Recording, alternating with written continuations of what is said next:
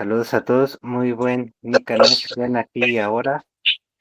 Estamos en el programa de la trecena de Iglesia Tolteca, este 23 de septiembre, día 1, Ocelote, Ocelot, o bien, bueno, en náhuatl y en maya, Ish. Toma en cuenta a los demás, cultiva el amor, cultiva la paciencia y el control emocional, desarrolla tu lado práctico. Y bueno, pues estamos aquí con Franco, May, Miguel y tenemos aquí Antonio Gómez. Saludos, buen día, ¿cómo están? Hola, hola, buen día. ¿Cómo estás? Chinawi. Bien, bien, se apagó tu micrófono, Frank. Digo que hay eco, hay un clip por ahí de eco. Sí, ahorita vemos. Sí, Sí, ahí por está, favor. ya, es de Miguel, creo. Porque está bastante pesado, sí. No se te oyó bien, Chinawi. Ok, Ahora ya parece que se... Bastante pesado, sí. No se te oyó bien. Soy yo que gana como con 3 segundos de retraso. sí, ¿Qué pero hago? bueno, creo que ya quedó. O a ver, Ok, creo que ya nos escuchas bien. correcto, sí. Ya se oye bien. Perfecto, Ya. bien. Pues aquí una trecena, compañero, la segunda del Tonapahuali. Hoy es trecena de Ocelote. Entonces, como ya es costumbre, pues vamos a prestarle un poco de atención a este día inicial, que ustedes saben que desde el punto de vista mántico auspicia los siguientes 12 días. Por lo tanto, las trecenas, recuerden siempre esto, las trecenas se cargan, se aspectan en su primer tonal. Recuerden también que todo esto es sugestión. Estos son sugestiones culturales de los antiguos anahuacas.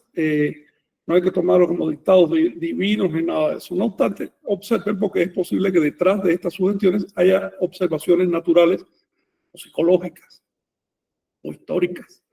Entonces, pero no queremos de ninguna manera promover la dependencia de fechas, sino simplemente recordar el calendario y usarlo.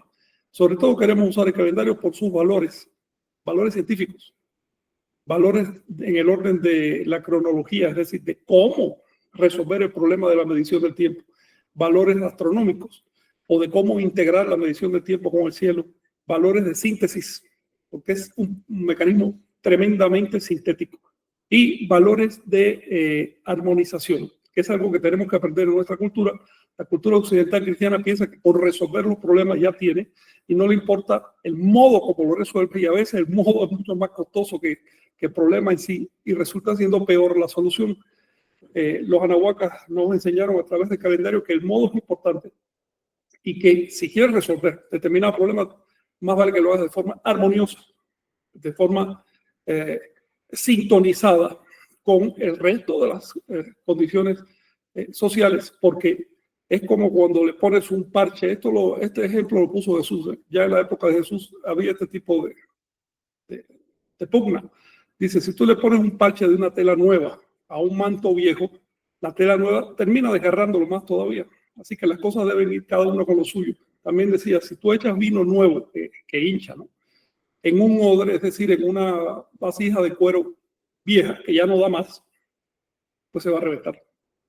En otras palabras, lo que nos enseña el calendario es a sincronizar, a sintonizar los símbolos e instituciones de la cultura para resolver los retos que nos presenta tanto el entendimiento de la naturaleza como el entendimiento del ser humano, como la representación de la historia. Miguel, ¿tienes algo que decirnos? Sí, que bueno, el calendario también nos sirve para organizar las comunidades, las ciudades, sus históricos, sus fundaciones, como sus abandonos. Se te está oyendo un poco mal. ¿Puedes repetir porque no entendí? Sí, que el calendario es un arte específico de organización que inclusive sirve para ajustar las ciudades a sus procesos. Y Así como bueno, ya puedes hablar normal, ya te estamos escuchando bien. Las ciudades y los movimientos sociales. Sí, no solo el individuo. Uh-huh. ¿Algún comentario, algo que quiera mencionar sobre la trecena? Sí, bueno, el día de hoy comenzamos la trecena de Ocelote. Es un signo asociado al rumbo del norte. Eh, También, al mismo tiempo, es el primer día de la quintana, es decir, Achto. Al mismo tiempo, de la semana de 7 días, estamos en el día Tlanahuilhuitl, es decir, el día cuarto. Bueno, hoy rige la sexta señora nocturna, Chalchihuihueyo, es decir, su falta de Japes nocturna. Estamos en el día 16 de Ochoanistli y el día de hoy precisamente estamos terminando y comienzan las casas zodiacales en Xochimaco. Hoy es el último día de la segunda casa zodiacal o sideral. Este último dato, después te voy a preguntar cómo saca. Supongo que es un cálculo bastante complejo, pero me llama mucho la atención. Es más, si quieres, platicamos brevemente dentro de un ratito de ese tema aquí en este programa. ¿Algo más en sí sobre la fecha? Bueno, esta segunda trecena corresponde al año humano 72 de 73 que caben en un atado, es decir, 52 años civiles.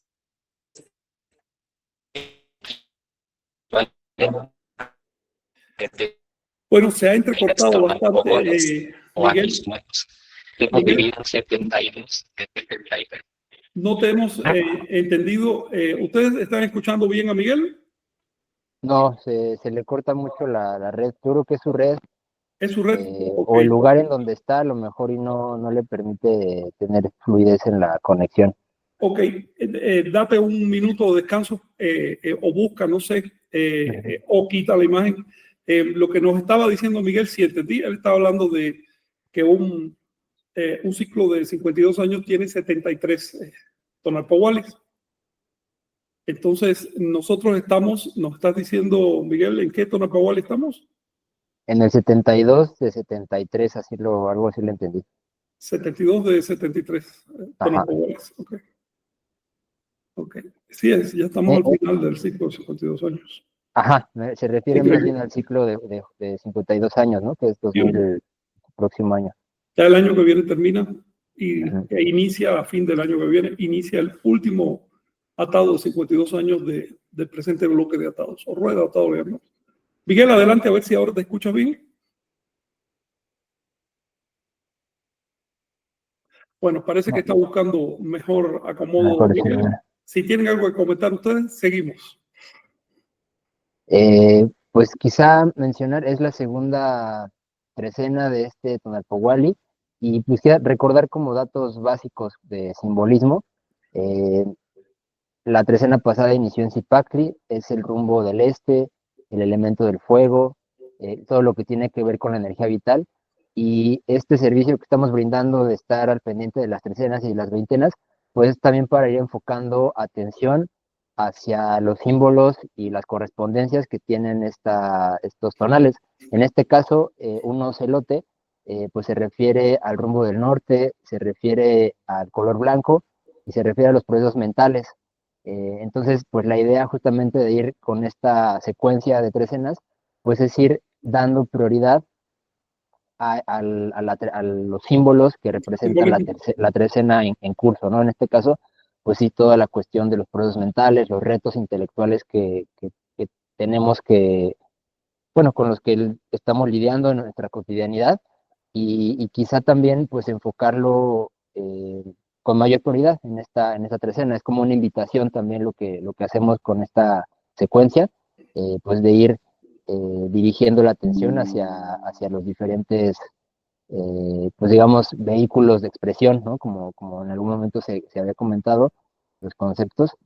En este caso, pues es la mente, ¿no? Enfocar atención a todo lo que tiene que ver con la mente, a no ceder también, sobre todo, a las sugestiones, ¿no? Más bien, utilizar las sugestiones a nuestro favor para focalizar nuestra energía y para no dispersarnos, ¿no? Para tener el enfoque. Creo que el rumbo del norte, la mente, ayuda a eso, ¿no? A que la energía que acumulamos emocionalmente en los procesos vitales, y también físicamente no se disperse, ¿no? A ver, si analizamos bien la situación, el contexto, si acechamos, ¿no? También la práctica de este rumbo es el acecho. Si acechamos esos componentes, evitamos las fugas, ¿no? Los drenajes energéticos que nos cuestan la vida, ¿no? Entonces, es un poco la invitación en ese sentido, aprender a acechar, ¿no? Y fluir. Omey, una acotación, una aclaración, aunque ya tú lo dijiste, pero de manera un poco sintética. Recuerden, compañeros, que cada signo de los 20 está asociado a un rumbo. Y esta asociación no solo era de rumbo, no se restringía al rumbo físico, geográfico, sino tenía que ver con todo. Por ejemplo, una pirámide también está asociada a un rumbo. Luego, cada cara tiene un simbolismo. En el caso del ser humano, se considera que el ser humano es una especie de pirámide, porque también está compuesto por 4 vehículos y tienen, vamos a decir, un vértice que es una confluencia de vehículos, le llamamos quimilis, ¿no? Envolturas y demás. Otra cosa que quiero mencionar es que el significado de cada rumbo y su influencia sobre nosotros no es mágica. Depende de 2 factores. Primero, que aceptemos la correlación que escojamos, porque si escogemos otra correlación, puede que hoy no sea un día ocelote. Ya saben que hay discusión sobre las correlaciones calendarias. Y segundo, que aceptemos la sugestión de ese día para prestarle atención al tema específico. Por ejemplo, un día como hoy está asociado, pues, en la antigüedad estaba asociado con el intelecto, es un buen momento para prestarle atención al intelecto. En la cultura de Anáhuac se buscaba ante todo la voluntad, la intencionalidad, el esfuerzo por hacer las cosas, porque solo eso produce merecimiento. El automatismo no produce merecimiento. Así que nada de influencias mágicas y automáticas en este calendario. El ser humano buscaba su libertad, no su dependencia, pero el camino a la libertad se puede ver complementado por ciertas prácticas. Por ejemplo, si tenemos suciedad en la mente, si tenemos una canción que no se va, ideas, creencias extrañas, creencias tontas cruzadas y no podemos desprendernos de ellas porque nos da miedo, la experiencia dice que un clavo saca otro. Entonces agarras una sugestión bien construida y por un momento la sostienes y esa desplaza el ruido mental. Este es el principio detrás de las prácticas nahuálicas: de ninguna manera someterse a dictados, sean naturales o sean artificiales, puramente culturales, sino ser voluntario y usar los recursos que tenemos a disposición para conseguir objetivos. Aquí les estoy mostrando en la imagen el signo de ocelote, qué significaba en sí el signo de ocelote. Después les voy a mostrar otra imagen donde se ve la trecena completa. Esta imagen está sacada del Códice Borgia. El Códice Borgia se discute si fue creado en zona náhuatl o en zona mixteca. Es un códice que sigue el estilo mixteca, pero sus glifos están hechos de tal manera que los puede entender lo mismo un náhuatl que un mixteca. Así que es un códice del tipo que yo llamo ecléctico. Tiene una escritura ecléctica amplia, una escritura que no es fonética, sino semántica. Por lo tanto, cualquiera puede entenderla siempre que reconozca los códigos. En este caso tenemos, por ejemplo, y es un ejemplo, ¿no?, para entrar un poquito de estos códigos. Tenemos la imagen del signo de ocelote. Arriba ven ustedes una casa con una característica o 2 características especiales. A ver que me la mencionan. Es simbolismo básico. El tecolote o búho, y también aparecen un par de atados, ¿no?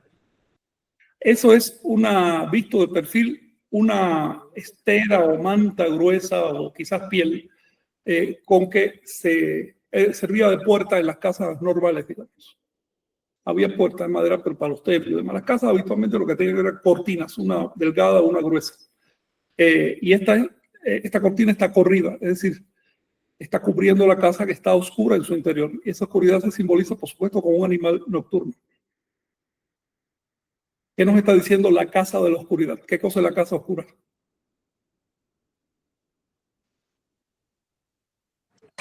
La conciencia. La noche. La noche. Así de simple. Ocelote es justamente el signo que termina la noche, que sella la noche.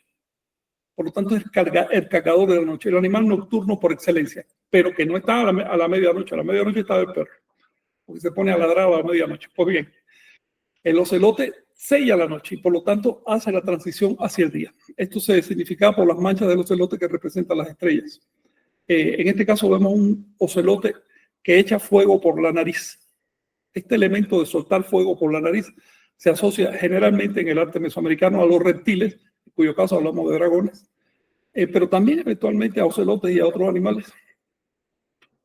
El fuego o el humo, también por la nariz. Es un ocelote ardiente.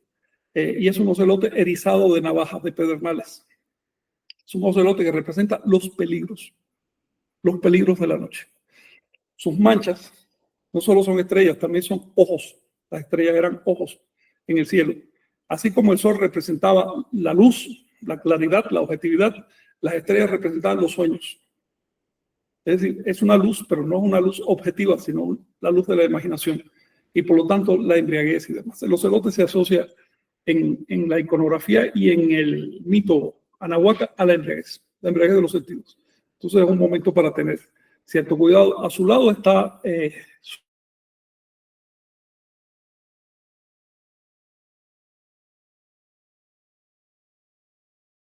Tlazolteotl. Y bueno, como ocelote es la última hora de la noche y la primera del día, su aspecto filosófico asociado es el reciclaje. Es por ello que en el signo de águila o en el signo de ocelote a veces encontramos flamas en los códices, las flamas de la luz que viene.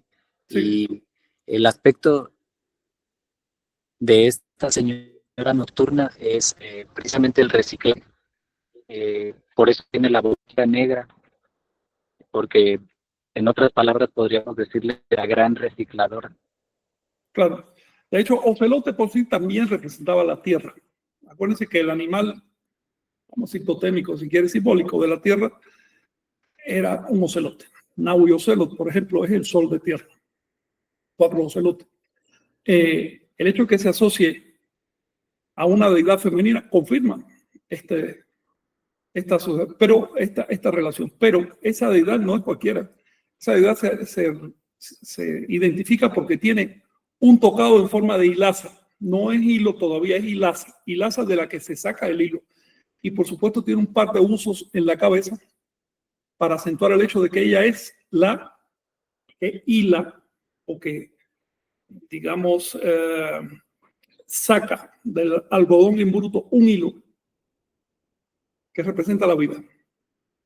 Es el hilo de la vida. En otras culturas aparece también esta deidad. Por ejemplo, en Mediterráneo aparece como Ariadna, la tejedora, la araña que teje la vida. Aquí es Tlazolteo, uno de sus apodos, tenía varios. El apodo de Tlazolteo significa divina basura. Salgamos de un mito moderno que dice que no, que significa divino amor. No. Esta cuestión del amor divino, eso es cristiano. La sociedad anahuaca no tenía ningún pudor para hablar de cosas tan elementales como la basura o la porquería, y lo usaban en los símbolos. ¿Qué quiere decir divina basura? En primer lugar, quiere decir que todo en este universo, según la visión anahuaca, es participado de lo divino. ¿Ok? Porque todo es un producto de la conciencia. Pero también quiere decir que ella es la deidad, figuradamente hablando, no quiere decir que sea una persona en el cielo, sino que es un emblema de la redención de los pecados. Esta es otra señalización que hago. Hay personas que me han dicho que los anahuacas no tenían pecado. Eran seres humanos. Por supuesto que no solo fallaban, sino que a veces cometían fallos intencionales, y eso se llama pecar. No solo eran seres humanos sujetos de responsabilidades morales como cualquiera, y por lo tanto capaces de pecar, sino que le hacían muchísimo énfasis a ese aspecto de nuestra existencia, porque solo insistiendo en la redención del pecado puede uno empezar a corregirse. Si uno piensa que de plano no hay pecado, se está uno engañando y se comienza a transformarse en un sujeto peligroso para los demás. Empieza uno a justificar cualquier cosa. La ideología, la religiosidad anahuaca le sugería a la gente ir a confesarse de cuando en cuando frente al sacerdote de Tlazolteo. La forma como lo hacían quedó ampliamente descrita en los Weber de Atoli, que le dedica mucho espacio, se reunían frente a una estatua de Trasoteo o una de sus advocaciones. Había otra que se llamaba, por ejemplo, Iscuina, que quiere decir madre de los excrementos, otra se llamaba el Cuani, la que come inmundicia, etcétera. Eran 4 desdoblamientos. La persona llevaba un mazo de hierba o una rama con hojas y la ponían frente a la estatua. De un lado se ponía el sacerdote, del otro el confesor, y empezaban a platicar de sus cosas. Y al final el sacerdote le mandaba hacer ciertas penitencias, que generalmente eran así: hablaste lo que no debía, mentiste o algo, pínchate la lengua, no sé, 20 veces. Estabas escuchando, estás transmitiendo, pínchate las orejas. Estaba de cogelón por ahí, pínchate ya saben, lo que corresponda. En fin, los pinchazos eran muy comunes en esa época, algo que yo no recomiendo hoy, pero era muy efectivo porque la gente, con tal de no recibir esa penitencia, pues se controlaba, ¿no? Otra práctica que les quiero decir que tiene que ver con esta deidad es la siguiente. Se decía que cuando ella absuelve o devora una inmundicia, es decir, come un pecado, la persona queda completamente limpia. Completamente limpia. Por lo tanto, los anahuacas aprovechaban para confesarse al final de su vida. ¿Ves? Porque decían, me voy a ir limpio para el otro lado. También había otra creencia que decía que si ella te absuelve, si Trasoteo te absuelve y quedas totalmente limpio, ya no puedes volver a cometer el mismo pecado, porque en ese caso ella no te puede absolver. Se puede imaginar que la gente hacía trampa. Entonces iba arrastrando la confesión, no, mañana, pasado, el sacerdote, oye, dale, que te iba hasta el final de su vida, para poder pecar todo lo que les diera la gana e irse ya en estado de paz mental. Eran costumbres. Un derivado de esta costumbre es que cuando llegaron los españoles, hicieron sus tribunales, ¿no? Y cada vez que un nativo cometía un delito, fíjate, el nativo pensaba que con confesarse delante de la autoridad española ya bastaba y iba a quedar absuelto. Entonces hubo mucho problema, mucho enfrentamiento por eso, porque el nativo decía, oye, pues si ya me confesé, estoy totalmente absuelto, estoy limpio, así lo dice mi fe, hasta que los padres con el tiempo les pudieron dar a entender que entre los cristianos es diferente. Eso es lo que les quería decir sobre eso. Si tienen alguna observación. Aquí ven la trecena de ocelote completa. Sabemos que es de ocelote porque inicia abajo a la derecha con el signo de ocelote, que está mirando hacia el signo de águila. Después sigue el de buitre, movimiento, pedernal, tepa, cuchillo, lluvia y flor. Aquí termina la primera veintena e inicia la segunda veintena. Si este es un día 1, este va a ser 2, 3, 4, 5, 6, 7, 8. Por lo tanto, la siguiente veintena va a ser de número 8. Estos son principios básicos del calendario. Si tú tienes 13 números y 20 signos, por supuesto que cuando pasan los 13 números, inicia otra vez, terminas esa veintena en 7, la siguiente veintena te empieza en 8. Por todo esto se amarra el Tonapawali, o como le llama Miguel, el año humano. Esta trecena va a terminar acá en el signo de muerte. ¿Ok? Serpiente, esto es muerte. Y tiene determinados elementos, como también Miguel lo mencionó, es transición de la noche al día. A ver, había 20 horas representadas por los 20 signos. Y es muy abundante la documentación sobre cuándo caían las horas. Sabemos perfectamente, porque además lo dicen las fuentes con toda claridad, lo dicen, el día, más bien, la noche termina en ocelote, reinicia en águila, eso lo dicen mucho los cantos de los señores, y aquí se ve gráficamente, vuelven a ver la casa de la oscuridad, vuelven a ver a un individuo que está en una posición que quiere decir que se está confesando o está resintiendo pecados, pero aquí hay otra deidad que lo está recibiendo. Es una advocación de que sacó por más señales. La flecha hacia abajo significa conflicto, guerra, el emblema de la guerra. En el medio no distingo bien, pero hay una vasija de ofrendas, ¿ok? Que es la compensación que se da al sacerdote por ejercicio de confesar. Eso es lo que le quería mostrar. Adelante, Miguel, si tienes algo más. Sí, ¿sería correcto decir que ese es el acompañante de la trecena? El acompañante de trecena. Sin embargo, hay un detalle en este códice que no quiero ventilarlo aquí porque sería complejo. Y es que hay un salto. No sé si te fijaste que hay un salto en los acompañantes de signos con respecto a los acompañantes de trecena. Hay un salto en uno de ellos. Y eso estuve viendo que también en otros códices está el mismo salto. Eso tiene una razón y es otro de los temas de este calendario que hay que investigar. ¿Ok? Probablemente tenga que ver, ya sabes, con un traslape de Torapo Wally. ¿Algo más? ¿Algo más a platicar? Sí, yo quería comentar algo rápidamente. Sí. Se me hace curioso que en esta trecena haya un tonal que es 4 movimiento, que es el sol en el que estamos. Y el otro dato es que la próxima veintena empieza en Zipactli, mismo signo con el que empezó la trecena pasada, ¿no? Entonces son ahí como algunas referencias calendáricas que, vamos, se van intercalando y son observaciones como interesantes para Sí, es un mecanismo pensarlas, ¿no? muy regular. Si Es un agarras mecanismo un muy regular. elemento, por ejemplo, si detectas una Así imagen es. donde viene... adelante, adelante, Miguel, sí. Sí, voy a buscar aquí una imagen. Miguel, adelante. Sí, así es decir, hay que diferenciar que hay dos tipos de veintenas. Una veintena aplicada, cuyo primer día es siempre la misma figura que le da nombre al año, y una veintena teórica, es decir, Sempoalcali, que siempre comienza en dragón, cuya secuencia será 1, 8, 2, 9, 3, 10, 4, 11, 5, 12, 6, 13, 7, y Claro. se repite. Sí. Esto es fundamental, esto que estás diciendo. Por confundir este asunto, ha habido tanto, se ha ralentizado mucho el desciframiento de calendarios, por confundir ambos tipos de veintenas. Si puedes hablar brevemente de ambas veintenas, por favor. ¿En qué se distingue la veintena Sempoalcali de la veintena llamada Mezcli? Tenían nombres diferentes, obvio. Un año solar está constituido por 18 metztlis o 18 veintenas. Entonces, al tener el año solar un cargador que da nombre al año,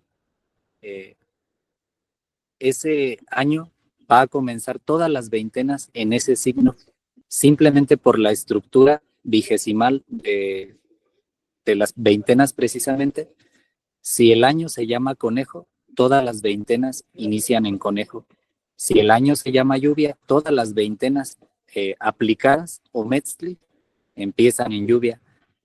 Y por el contrario, hay una veintena teórica, la Sempoalcali, es decir, cuenta de casas, que siempre va a iniciar en dragón. De hecho, hay códices donde están esta secuencia de 1 dragón, 8 dragón, Sí. 2 dragón, etc. Entonces, una es una cuestión teórica. Es como si decimos el primer día de la semana, el lunes, suponiendo. Pero Claro, no todos los meses comienzan el claro. 1. Entonces, simplemente hay que distinguir una veintena teórica de una veintena aplicada.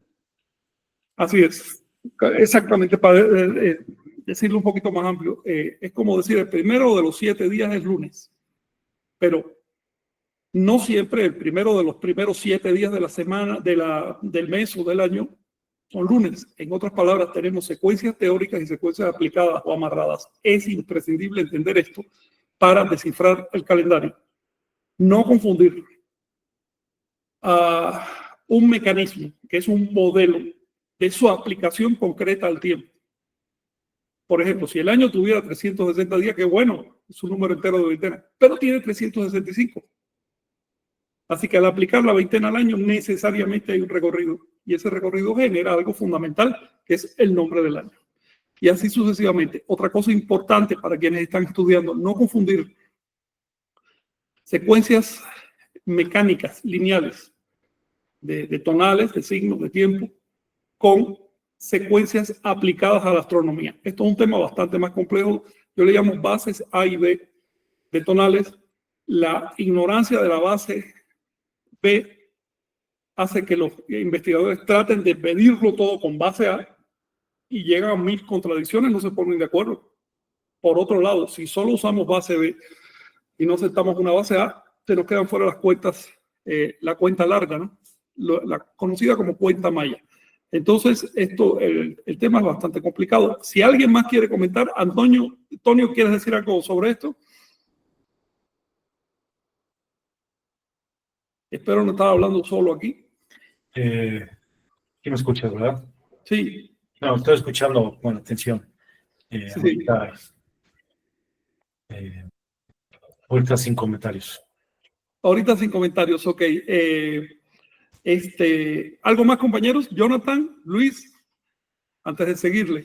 Sí, es que es muy complejo, ¿no? Normalmente llegan los mayistas o mayas, a decirnos que, por ejemplo, pues está mal la cuenta que seguimos porque debe de ser eh, tal como lo conoces, justamente como lo mencionas, ¿no? No se dan cuenta de esas secuencias como le llamas, de base A y base B, piensan que todo es lo mismo, entonces, pues todo está mal. Otra madre, Curiosamente. excepto casualmente lo que tú elijas. Lo que tú Exacto. elijas como bien. Me gusta esta fecha, la elijo, esta es la buena, todas las demás están mal. Esa es la forma como se ha llevado el calendario hasta ahora. Incluso investigadores de mucha talla y bien conocidos siguen en el fondo ese principio. Me gusta la veintena de Acahualo para iniciar el año. Así que todas las fuentes que dicen que hay años en otras veintenas son errores o calendarios diferentes. Por ejemplo, Emerson alegremente te dice, no, ese calendario es diferente, no coincide con mi interpretación, así que es otro calendario, no tengo ni que estudiar. Esa es la posición académica por lo general. Hay otras personas que han tratado sí, de conciliar, pero mientras no acepte la convivencia de bases A y B, van a caer en un problema.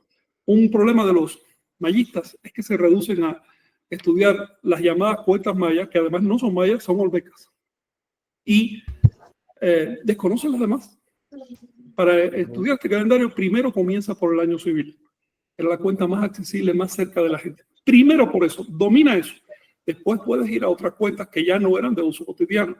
Obviamente, a la gente lo que le interesaba era el año de 365 días, no un ciclo de millones de años que no tiene nada que ver con mi existencia. Toño, ¿ibas a decir algo? Sí, en cuanto a los horarios, el uso de los horarios. Sí. Porque también ya ves que en eso hay siempre divergencia de opiniones, pero bueno, a veces puede ser tan sencillo entender la estructura, porque el horario también es reflejo de la estructura mayor, entonces no puede ser distinto, ¿no? Sí, claro. A ver, es un modelo articulado. Exacto. Si tú desarticulas uno de los engranes, todos los demás se van a romper. Correcto. La alternancia día-noche era muy importante para los anahuacas. En algún punto tenían que poner el día y en otro punto tenían que poner las horas.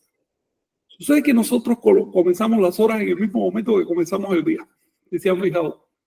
Ese es un tema que genera ruido. Sí. Nosotros, la cultura occidental, nuestra primera hora inicia en el primer momento del día. Los anahuacas no eran así, lo hacían de otra manera. Si queremos amarrar el horario anahuaca a nuestro horario, el horario cristiano, vamos a terminar en la conclusión de caso que dicen, no, los días comenzaban a mediodía porque ahí comienza la primera hora. Pero entonces vas a chocar con lo que dice la fuente dice con claridad que los días empezaban a la medianoche, lo dicen varias veces. Entonces, en lugar de tratar de encajar esta cosmovisión en la nuestra, lo que tenemos que hacer es limpiarnos de la nuestra y observar los datos que vienen. Es una cosa difícil. De hecho, estudiar este calendario es como la meditación, es como una meditación intensa. En la meditación tú tienes que limpiar tu mente de ideas, quedarte en blanco para simplemente observar de manera espontánea, natural, la realidad, sin preconcepciones. Y lo mismo pasa con este calendario. Si vas con preconcepciones occidentales, lo más probable es que termines con una conclusión falsa. Así que adelante, compañeros. Ya me duele la garganta, si pueden seguir ustedes. Creo que es momento, Toño, de presentar lo que tenemos por acá. ¿Quieres que eleve la imagen? Sí, por favor. Sí. Toño nos ha mandado esta imagen que estoy tratando de elevar por acá. A ver.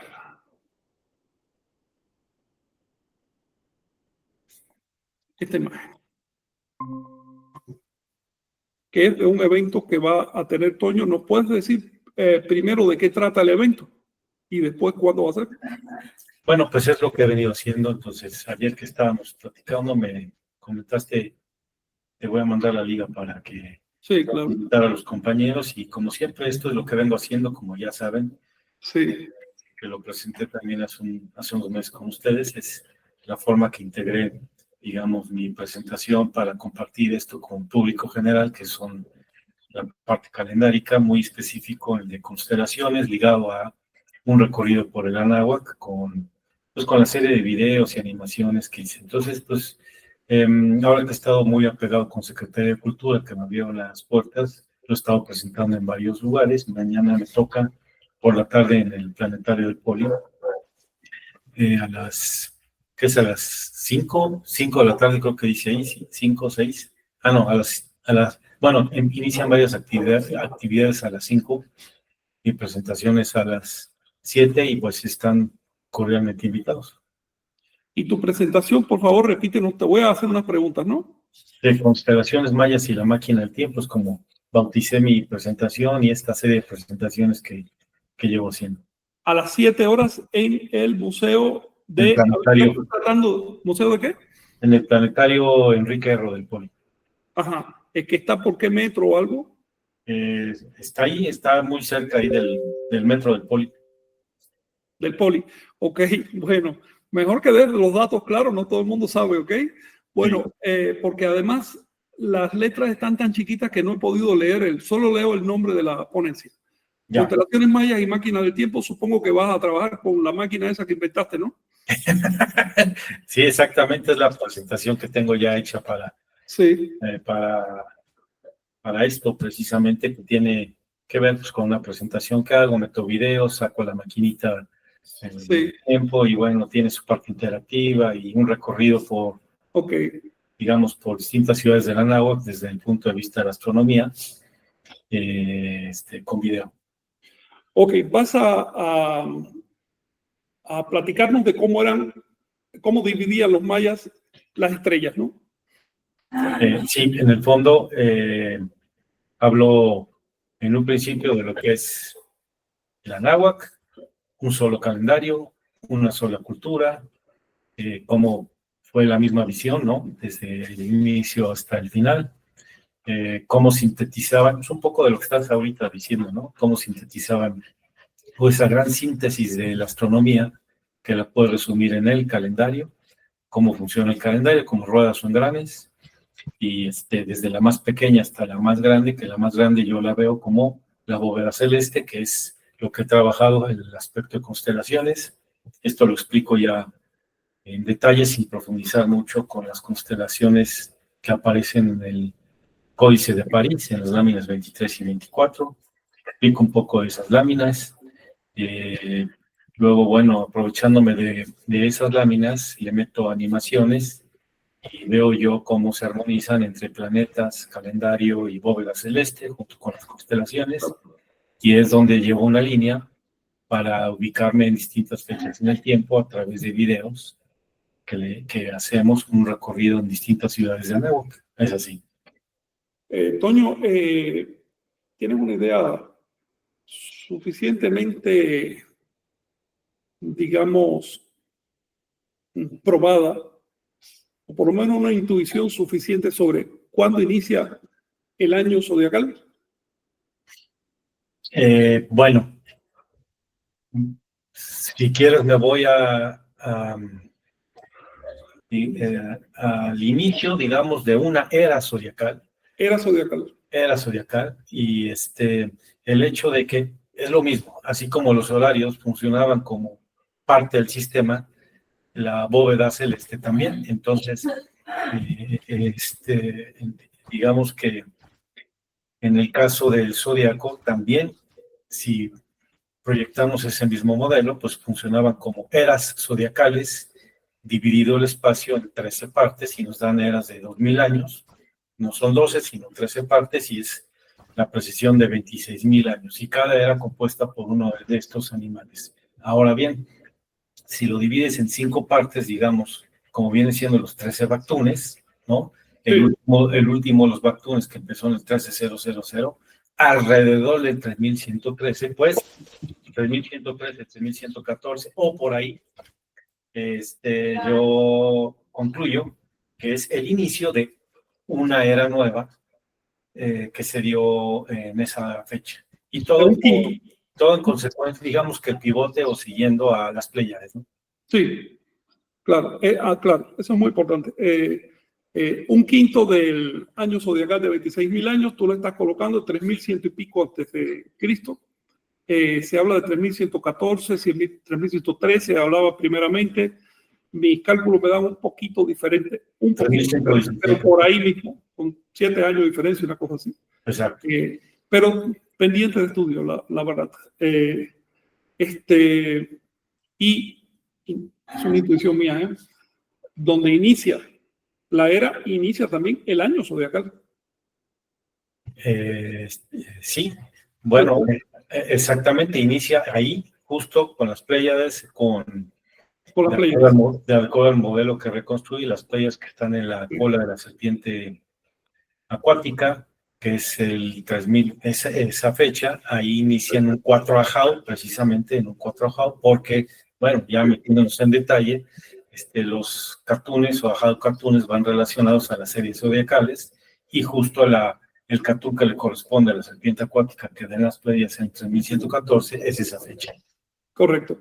Bueno, con una observación, en 13 de agosto de 3114 las Pléyades no estaban en el centro del cielo, le faltaban un mes todavía. Sí, no. Son cosas que hay que tener en cuenta. Sí, sí. Ahí quedan temas que afinar. Sí, así es. Ok.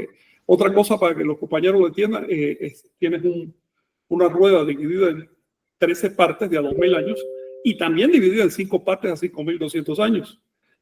De manera que para que ambos mecanismos se empaten, tú tienes como 5, no lo puedes subdividir, tienes que esperar que pase 5 veces la rueda grande y así, ¿no? En otras palabras, los ciclos astronómicos seguían. ¿Ok? Seguían. Que tú establezcas el principio, el mecanismo básico, no quiere decir que ya hayas acotado todas sus recurrencias, ¿no? Las recurrencias siguen hasta cantidad de millones de años, ¿no? Lo que Toño está trabajando ahora es específicamente el ciclo de 26.000 años. ¿Correcto, Toño? Sí, bueno, el ciclo de 26.000 años sintetizado en este caso en el calendario sideral, que es el de 364 días, que es el que aparece en el zodiaco y en todos los códices mayas. Una pregunta fuera del detalle, no técnico, pero este ciclo de 26.000 años se suele decir que está terminando ahora. Varios investigadores dicen eso. No solo por las referencias míticas que si estamos a fines del quinto sol y demás, eso es lo que dice el mito, sino también por razones astronómicas, digamos por el comportamiento de ciertas estrellas con respecto al plano de la galaxia y una serie de cosas, ¿no? Tal como se ve de la Tierra. En tu opinión, ¿cuándo más o menos, a grosso modo, termina la era zodiacal, Anahuaca? Pues mira, si digamos que si la primera constelación es la del perro, digamos que Aries para Occidente sería la primera, ¿no? Sí. En este caso, para el Anáhuac sería la constelación del perro que aparece en las láminas del zodiaco. La última sería el Guacamaya. Esta constelación, la primera, la del perro, aparece inclusive aparece, es interesante porque en el Popol Vuh lo dicen como que antes de eso nadie se acuerda, así tal cual. Ajá. Es interesante esa alegoría como lo ponen, ¿no? Si eso fue más o menos terminando la era glacial, no porque lo hayan vivido, simplemente porque pues, es una proyección histórica en un ciclo de 26.000 años, ¿no? Entonces, pues digamos que 11.000 años después estaríamos que en la mitad y faltaría muchísimo para darle la vuelta a ese tiempo.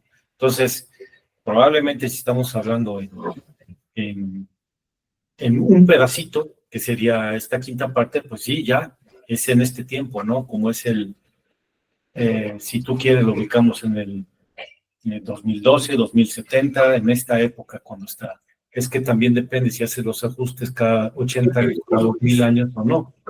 Que los La correlación que claro, que los ajustes los tienes que hacer porque si no, digamos que no funciona, ¿no? El engrane. Tienes que hacer el ajuste cada determinado tiempo. Si te entendí bien, entonces tú nos dices que estamos en lo que respecta al ciclo 26.000 a la mitad, pero en lo que respecta al ciclo de 5 por 5.200 en la última parte. Sí, sí. Especulo que ambos coincidan a la mitad exacta del ciclo, tal como el sol, digamos, el inicio del tonal coincide a la mitad del ciclo horario o el inicio del horario es a la mitad del tonal. Correcto. Bien, bueno, muy bien, gracias. Eso está muy bueno y es un tema a analizar. Los compañeros que les gusta toda esta onda del cielo y del calendario, lo que Toño nos estaba describiendo es un mecanismo básico. Sí, ahora, ya lo hemos platicado, pero es importante también comentarlo a manera de conclusión con los compañeros. Sí. Es que a la conclusión que yo he llegado es que si le queremos dar una idea a la estructura del calendario anahuaco mesoamericano, este fue no nada más el más antiguo, sino es el principio. Es decir, en vez de que la matemática haya surgido de lo más pequeño hacia arriba, pienso yo que este es un reflejo de lo de arriba hacia abajo. Digamos, primero. Sí, primero y de ahí para abajo. Si lo quieres ver en resumen, si lo queremos ver en resumen, es calendario 364, bóveda celeste, y de ahí para abajo, cargador de los años, partidos en 520 años, de ahí para abajo, en ciclos de 52, 365, 260.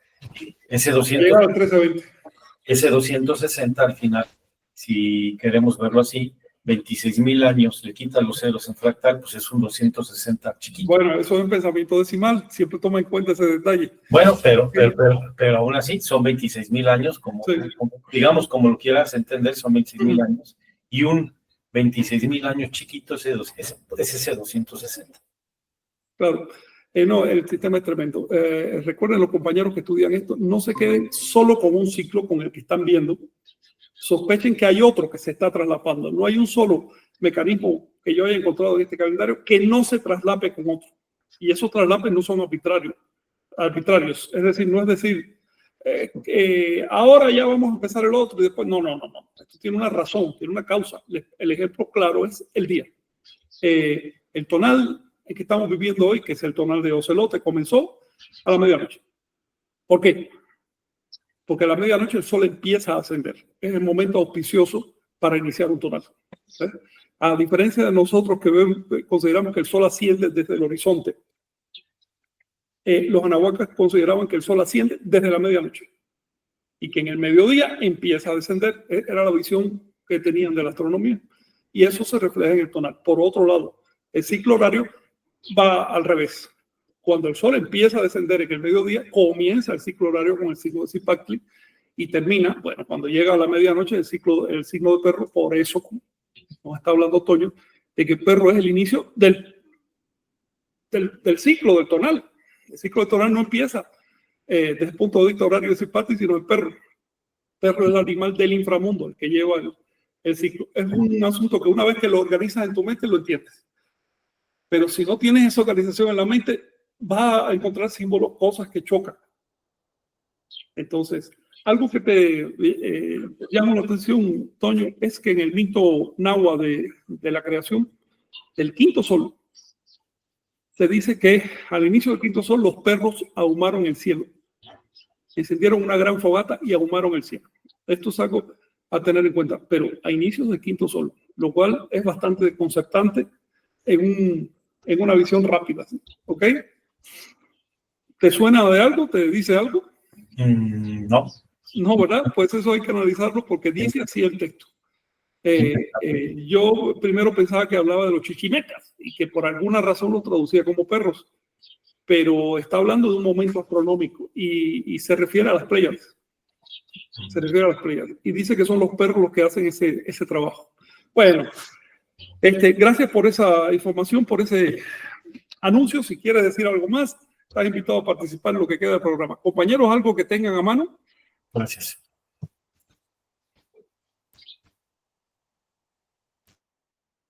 Bueno, sería cómo poder registrarse, porque bueno, hay cupo limitado, ¿no? Para Sí, esta, este, actividad.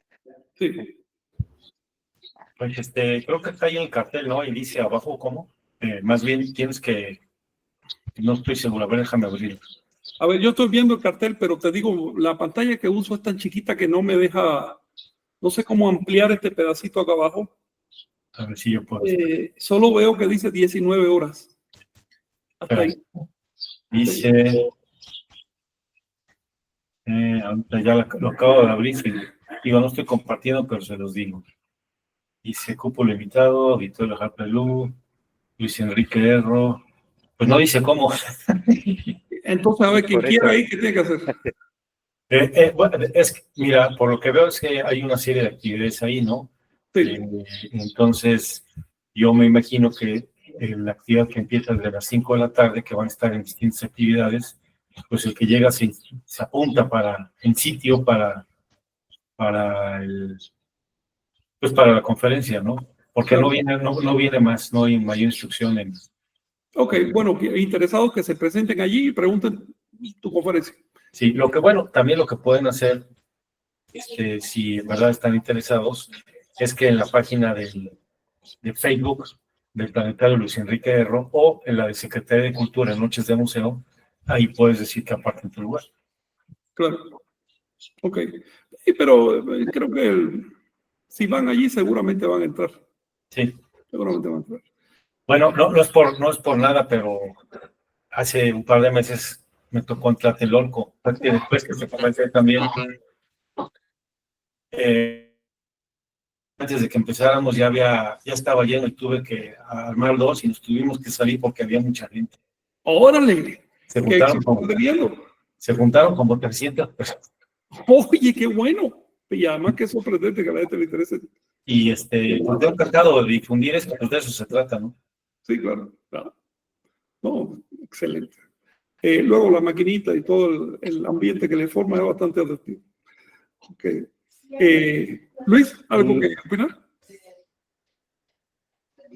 Pues tuve que salir, no escuché muy bien lo del evento, pero pues seguro, si es algo que está haciendo Toño, pues va a estar bueno. Recuerdo que tiene un libro también sobre temas calendáricos, ¿no? Que se publicó hace unos años y pues sí, pues el enfoque que se le ha dado a la calendárica desde su punto de vista, pues siempre ha tenido bastante calidad y pues invitarlos a que asistan solamente. Claro, ¿lo sigue vendiendo el libro, Toño? ¿O los libros? Sí, y ya los imprimí, los llevo ya físicamente al lugar. Ah, ok. Ah, pues aprovechen. Sí. Muy bien, son dos libros, ¿no? Sí, bueno, uno es el que está en Amazon, que ya lo tengo impreso, Título. El del universo 20 símbolos, que lo tengo en Amazon, que ya está impreso. Y el otro es está nada más en PDF, que es el de constelaciones, el gran libro de las constelaciones mayas. Ese digamos que sigue en crecimiento, pero ya lo tengo en PDF. El tratamiento. Ok. Yo tengo que sacarle tiempo a este tipo de estudio. El asunto es que si te metes en constelaciones, vamos a decir que mayas, ya no te da tiempo para nada más. Sí, no. Bueno, ahorita estuve metido en eso y me he encontrado muchas cosas. Impresionantes. Además, Te acabo de compartir el artículo de las monjas de Chichén y lo sí, pude echar. eso te quería preguntar ahora, pero si me permites una observación, una de las cosas más impresionantes para mí es lo poco que se conoce, siendo un tema tan fundamental. De hecho, lo digo por mí, porque lo he ido dejando de lado durante ya décadas, pero cuando me pongo a estudiarlo veo que es necesario para entender cómo se articulan las cuentas en cortito, las que usaba la gente cotidianamente, con la cosmología. Porque si no tomas en cuenta los mecanismos astronómicos, la cosmología te parece una arbitrariedad, parece una cosa artificial, ¿no? Pero la astronomía te explica por qué. Ok, este es el segundo, ¿no? No, ese es el primero. Ah, ok, ya veo. Toño, respecto a ver, volviendo al tema de la investigación. Una de las cosas, estoy recordando ahora el video que te mandé ayer, creo, el documentalito que te mandé ayer sobre los últimos hallazgos en el Amazonas y cómo los investigadores ya están dando como un hecho que la cultura amazónica influyó a la de Valdivia en Ecuador y a través de Valdivia se extendió. Ellos no hablan de Mesoamérica, solo hablan de Sudamérica, ¿no? Pero se está viendo una secuencia que ellos no hablan tampoco de la astronomía, creo que todavía no lo ven, pero si tú lo tratas de explicar en términos aquí astronómicos, la difusión fue así, en línea recta a través del Ecuador, a cruzar los Andes hasta llegar al océano, ya para ahí no podían seguir, entonces fueron hacia abajo, pero también hacia arriba, y solo eso le empieza a dar sentido a la fecha en que aparecen determinadas estructuras calendáricas en los diferentes lugares. Por ejemplo, al investigar Mesoamérica, mientras más para atrás, más evidente es el calendario astronómico. Hasta el punto que parece que todo salió del calendario astronómico en Mesoamérica. Pero tú te echas para atrás en Mesoamérica, no solo retrocedes en el tiempo, sino también en la geografía. Sí. Mientras más para atrás vas, más para el sur vas. Sí. A llegar al Ecuador. ¿Alguna palabra sobre eso? Sí, sí, efectivamente. Mientras más para atrás vas, más llegas al Ecuador. Bueno, pues exactamente. Digamos que en el espacio. Digamos que yo dividiría la pregunta. Sí. Ya lo hemos comentado en nuestros foros. Si nos vamos atrás en el caso de la náhuatl, a encontrar un principio, pues bueno, encuentras la parte olmecoide, pero ya muy estructurada. Entonces, si te quieres ir atrás de la parte olmecoide, no la encuentras aquí, la encuentras en el sur, ¿no? Que viene siendo Sechín, que es digamos, no lo más antiguo de Sudamérica, pero es la parte que lo conecta, ¿no? Pero más antiguo que los olmecas. Sí, claro, claro. Y es la raíz de los olmecas. Por supuesto, y igual son felinos, jaguares y cóndores, ¿no? Y cóndores y aves, ¿no? Y está Cerro Sechín y está toda esta parte del sur de Perú, bueno, más bien del norte de Perú, perdón. Pero bueno, igual con ellos, si tú quisieras ver la parte más antigua de Sechín y digamos la parte más antigua de Sudamérica, pues la encuentras en este caso la cultura Valdivia, y curiosamente es que nos apunta a la fecha más o menos ya mítica del 3000 y tantos, o 3000 siglo. Bueno, Valdivia inicia ya como así estos relieves que conocemos, ya desde el 4500 antes de Cristo. Sí, está Caral. 3500. Sí. Exactamente, está Caral. Y ya es 3100 antes de Cristo. Entonces, y además se asienta sobre el Ecuador. Entonces, si en algún momento te hicieras la pregunta, ¿por qué en el Ecuador? Vamos a suponer que si piensas en astronomía para iniciar una cultura, pues te vas a pegar al punto cero.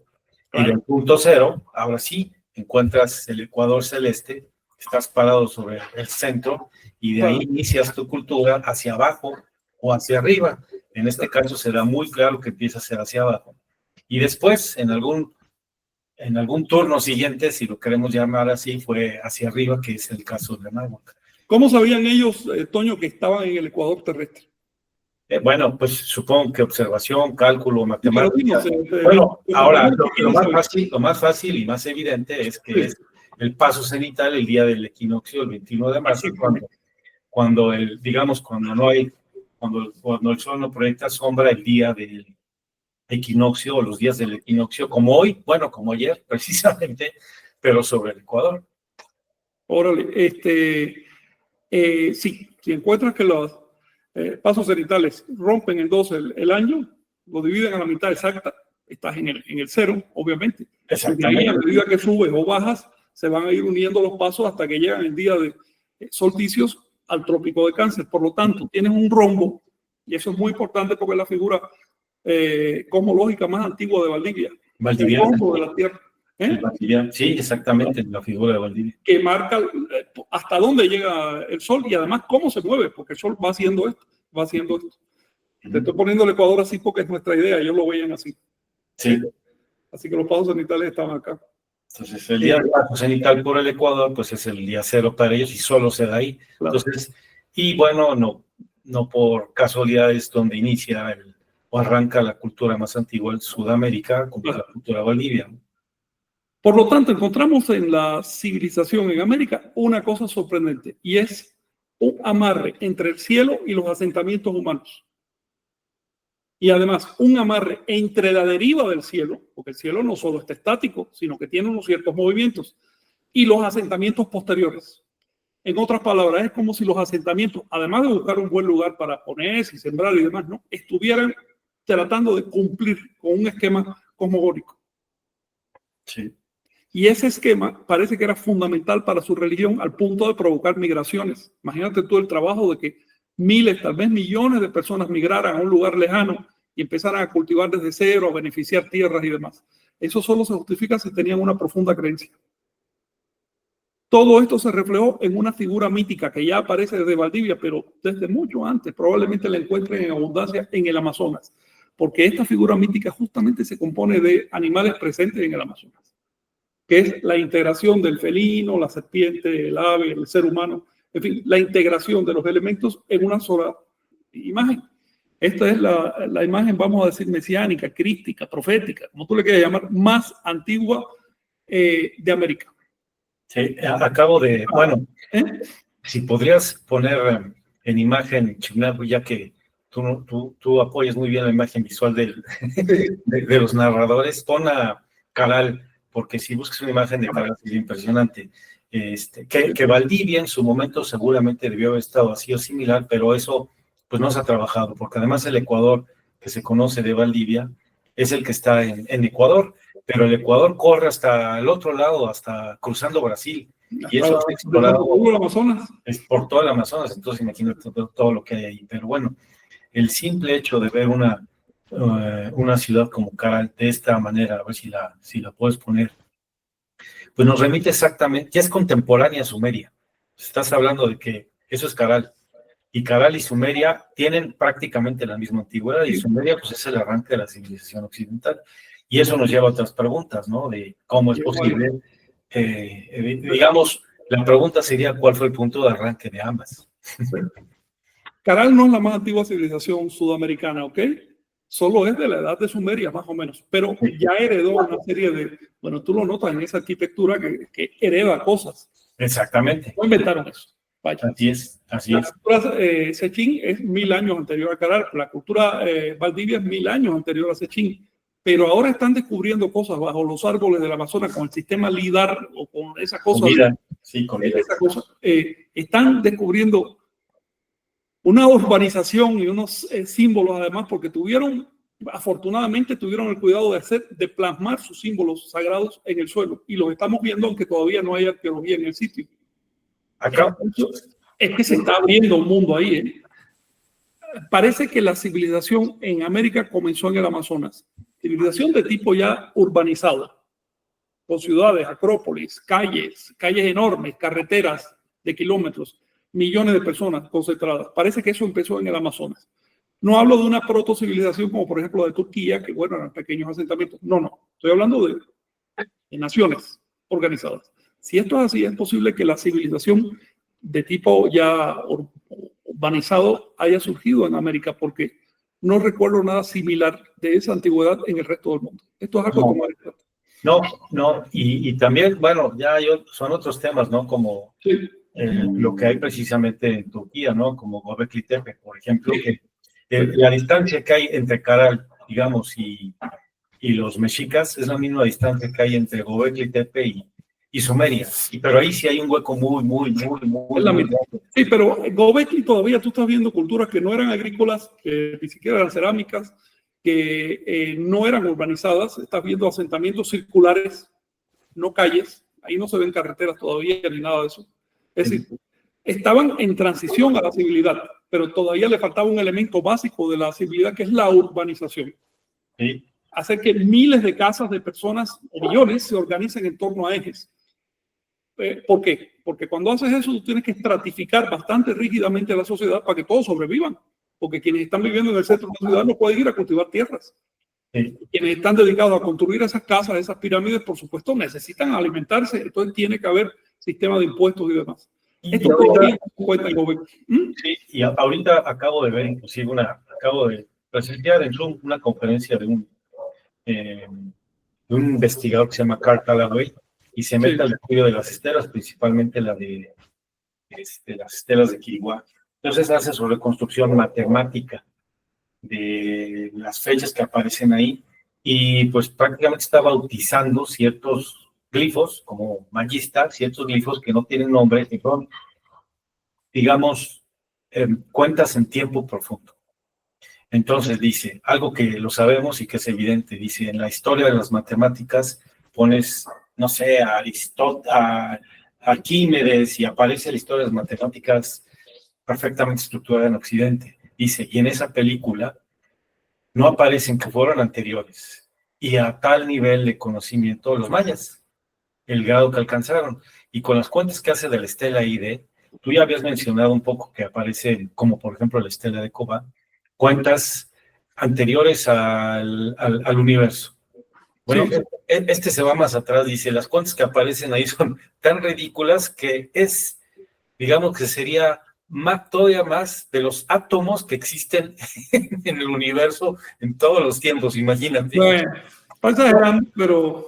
No, bueno, no, pero no se le ocurrió, lo está poniendo en las cuentas que aparecen en las... sí, está muy interesante. Sí, claro. Está muy interesante. Y es las cuentas... 64ª potencia de no sé qué, entonces... A ver, las cuentas más largas están en el orden de 5 octillones de unidades. 5 octillones de unidades. De a 6 por 8, 48 potencia. Es las cuentas más largas de unidades. Si los mides en años, están en el orden de cuatrillones. Estamos hablando de 24 potencias. Esas son las más largas que yo conozca. Ojalá aparezcan estelas más largas. Sin embargo, estas estelas de Cobá, que son 2 que tienen esas cuentas largotas, no son una simple acumulación amorfa de órdenes, sino que tienen una estructura interna. No le puedes añadir un orden sin romper esa estructura. Luego, si quieres seguir, tienes que sumarle no solo 1, 2, 3 órdenes, sino un módulo de toda la estructura. ¿Cuántos órdenes dices que es la más larga? ¿40 y tantos? En unidades, 5 octillones. Ajá. En años, Túnez, 28.000 cuatrillones. Bueno, te voy a decir en el estudio que hizo de las estelas, si me dejas compartir pantalla, te pongo por una gente para que veas como te digo, ya sabes que a mí no me lo... Si les cuento esto es porque vas a él en una investigación muy seria, ¿no? Sí. Espérame. ¿Y esto lo saca de Camina Tuyo? No, de las estelas de Quiriguá. Espérame. ¿Quiriguá? Sí, de Quiriguá. Espérame, déjame ver. No sabía que hubiera cuentas tan largas en Quiriguá. Sí, igual. Además, lo más interesante es que ahí es justo donde aparece la estela de Quiriguá. Está perfectamente, ese ya es el trabajo que voy a presentar ahora. Aparece en la estela de Quiriguá el año 3114. Aparece inclusive... Bueno, aparece la fecha 0 relativa. Bueno, perdón, la fecha 0. 3114, ¿ok? Sí. Aparece la fecha 0 con 2 constelaciones, la del Jaguar y la otra, porque son los remeros. Y justo aparecen en esa estela. Ya. Entonces, ya, pero me deja ver cómo... Sí, por favor, me interesa mucho ese dato. Hasta donde yo sabía, solo existen esas supercuentas en Cobá y en el códice Dresden.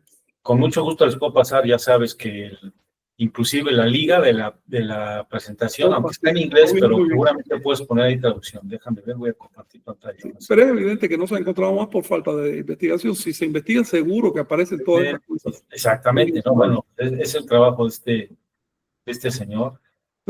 Para poder compartir ese cacho de pantalla. Ya sé cómo lo voy a hacer, creo que está aquí, en la ventana. O manda el enlace a John, que él sabe bien cómo... Bueno, de entrada es mira, no sé si estén viendo, es ¿no? Sí.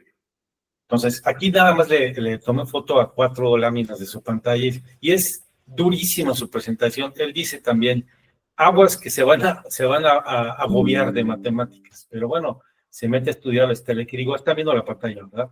Sí, si puedes ponerlo más grande para ver los números. En la primera, porfa, la que pusiste.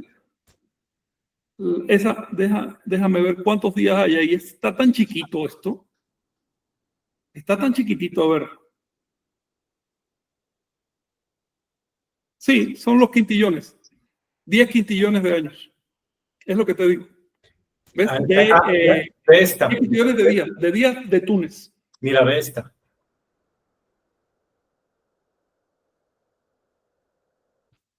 pero esto es Es que estoy buscando. cantidad de días. No, mira, a ver, aquí tenemos 10 quintillones, 10 quintillones, 300 y cacho mil, cuatrillones, etcétera, de días, no de años. En años está en el orden de 28.000 cuatrillones. Es la clásica estela. ¿Por qué tiene esa cantidad? Es importante entenderlo. Porque tienes 22 órdenes, solo 20 de ellos cubiertos de 13. Los otros 2 están con ceros. Por lo tanto, está resolviendo el 9 y el 13 en 20. 9 más 13 mecánicamente te daría 22 órdenes. Pero si solo cubres 20 de ellos con 13, te va a dar esa cantidad de días. Ellos lo miden en quines, en días. Yo prefiero medirlo en años para que el oyente tenga una idea un poco más cercana, ¿no? Más amable. 28.000 cuatrillones de años. Aunque en realidad, recuerden que son años tours. Les voy a poner la liga para que veas que me da gusto porque este es uno. Por favor. Y este es el tercer investigador. Hay otro que Michael Groove es otro americano que se mete ya a estudiar la precisión y a bajarlo, ¿no? A bajarlo me refiero. Él lo hace, su relación hace con la información que está en el tablero de Palenque, que ahí aparecen los años de precisión. Y es importante porque pues ha sido difícil, como quien dice, sí. Vender esa idea para que sea aceptada, ¿no? Pero desde el siglo XIX se está intentando y la academia no quiere. Bueno, ahí vamos, digamos que ahí van ciertos, porque necesitas tener también, bueno, en mi caso, bueno, yo me baso en el zodiaco, pero por ejemplo, hay ciertos magistas que pueden leer las estelas o los glifos y entienden esta parte matemática, muy pocos, unos 2 o 3, y son estos donde, oye, aquí veo números muy grandotes y se ponen a compararlos con bloques de año, oye, están hablando de la precisión, ¿no? Eso sí. Mira, esto hay que demostrarlo a través del calendario como un todo, como una claro, y después aterrizarlo en esas estelas excéntricas que son tan enormes. Es decir, de ahí no sale el dato sale de otro lado. Pero si no aceptas la exactitud astronómica, le vas a pasar por arriba. Le voy a pasar la liga por aquí en el chat para que tengan curiosidad que lo vea. Seguramente su traductor de YouTube lo va a poner ahí. Gracias. Sí. Esta liga, ¿cómo la puedo materializar? Si no, te la mando. Después. Sí, sin problema. Pero bueno, la verdad es que en el fondo lo que quiero decir a manera de resumen es que si el origen fue tan antiguo, tuvo que haber sido precesional, primero el entendimiento, digamos, de la esfera celeste, para después irlo bajando en bloques hasta entender lo que llamamos el Welcome to this vast land of atención, el origen antiguo en términos históricos. Maya, deep time breakthroughs in hace 28.000 cuatrillones de años para nada, ¿no? Porque estas cuentas son 2 trillones de veces más largas que la edad del universo. No había gente, mucho menos mayas. ¿Okay? Son especulaciones hacia atrás. Bueno, dentro de una idea del cosmos en que el tiempo no tuvo origen, sino que el cosmos es infinito y eterno. Entonces, dentro de esa idea, ellos ponían ciertos paréntesis para acotar el tiempo que estamos viviendo nosotros. Recuerda que todas estas cuentas, por largas que sean, terminan en un cero hace 5.200 años por alguna razón. 5.100 y pico de años, ¿no? Por alguna razón. Parece que ahí colocaban, gracias John, ya lo estoy viendo, sí. Parece que en ese punto colocaron el inicio de la fase actual de la civilidad. También recordar que para cuando comenzó Mesoamérica, lo que podemos entender hoy como Mesoamérica, como Anáhuac, ya el maíz tenía 5.000 años, por lo menos, de cultivo. Es decir, hay todo un pedazo de la historia que corresponde al cuarto sol que casi no conocemos. Lo sabemos que han aparecido los maíces, el polen y demás, pero una sociedad no cultiva un cereal como el maíz de la manera tan extensa como lo hacían, si no tenía necesidades de excedentes. Y cuando una sociedad requiere excedentes productivos tan grandes, es que ya estaba bien organizada. Así que se nos escapa la mitad de la historia, por lo menos, Toño. Sí, así es. Muy bien, pues muchas gracias. Voy a seguir haciendo estas presentaciones a lo largo del año y no sé, tal vez el próximo, para finalmente es mi forma de compartir a la gente, al público general, la parte, pues esto que conocemos y que nos apasiona tanto, ¿no? A ver, aquí hay un problema de lectura en este artículo para que los compañeros lo tengan en cuenta. Está usando los millones y demás, estilo norteamericano, ¿ok? Para convertirlo digamos, la numeración Sí. española, que es más científica, no se dejen llevar por esas cantidades. Lean ustedes mismos directamente la cantidad. Nada de no ni yo ni eso, como le llamen. ¿Okay? Aquí tenemos 6 millones, otros 6 billón, trillón, cuatrillón, quintillón en español. Bueno, compañeros, Toño, gracias por presentar esto y ya seguiremos hablando. Cuando tengas otras cosas que anunciar, nos dices. Sí, bueno, les presento, como habíamos quedado próximamente, que salió de ahí lo de mi investigación de las monjas, porque me salieron cosas interesantes. Sí, el tema de las monjas requiere reflexión. Vaya, una ponencia un poco más organizada, ¿no? Sí, sí. Demostración. Si no se queda en el aire. Sí. Así que con gusto, cuando quieras, en este momento puedes permanecer o ya terminó tu ponencia. Si no tienes nada más que decir, nosotros estamos terminando. Vamos a ver cuáles son las reflexiones de los oyentes y ya con esto cubrimos la trecena de hoy. Recuerden, segunda trecena. Gracias. Cuídate, Toño, sí. Chinawi, ¿algo? Muy bien. Sí, pues también a ver cuándo podemos tener aquí a Toño hablándonos sobre, ya con estas imágenes, ¿no? De piezas de los viajes que has hecho allá, justamente en esa zona del sur, bueno, del centro y del sur. Sí. ¿Qué tiempo hace? Es una curiosidad, ¿qué tiempo hace, Toño, que tú y después, bueno, no me acuerdo quiénes empezaron, pero estaban David Wood y tú en esa pesquisa en Ecuador ya hace de esto tiempo, ¿no? 2008, aunque en realidad la parte de Valdivia fue mío. Sí, David. Sí, me acuerdo. Tú me estabas hablando de eso ya en el 2002, por ahí. Sí, bueno, específicamente fue una visita que yo hice a Ecuador, precisamente, y vi el Museo de Valdivia, que lo tengo fotografiado. Fue en el 2006, 2005, por ahí que fui. Eso fue cuando se concretó ya la tesis, pero desde antes, desde la época que te vi por allá, por cierto monte allá, ¿te acuerdas? En Morelos. Sí, bueno, ya lo traía yo. Estaba platicando de la necesidad de atender qué había ahí en el cerro. Sí, pero realmente lo que me dio luz fue haber visto en el Museo Valdivia, claro. Y la fecha ahí, porque está en el Museo del Banco Central en el Ecuador, así tal cual al inicio, aquí como antropología dice, inicio de la cultura de Valdivia, 3113. Entonces, bueno, ¿cómo no me iba a caer a mí? A ver, le han sumado 1500 años más, ahora es 4600, está... Sí, pero así está, como te digo, así está, evidentemente eso me votó por los números que por la audacia, ¿no? Y de ahí me seguí, y la verdad es que lo más interesante que encontré ahí es a Hitz, que ya no he vuelto a saber de él, es un coleccionista de piezas valdivias, que tuve la oportunidad de estar en su casa un par de veces, y me dejó tomar las fotografías de toda su colección y platicar cómo ha llegado a eso, porque en Ecuador pues sí se puede, ¿no? Le llaman los vaqueros, que les venden las piezas, y él ha tenido una colección muy grande que heredó de su padre, que inclusive ha buscado desde entonces financiamiento para que fuera un museo. Pero sí, bueno, al Estado no le ha interesado mucho. Imagínate. Entonces, si quieres ver el museo, pues está en su casa. Pues sí, está en su casa. Y es lo que podría compartir, que es a lo que se refiere Chinagua, y con mucho gusto nos ponemos de acuerdo para yo mostrarles esas fotografías. A mí me da mucho gusto también que y hablar un poco más. Años después, 25 años después, la arqueología corrobore a través de los últimos hallazgos en el Amazonas lo que hasta entonces era una hipótesis todavía muy primitiva, ¿no? De trabajo.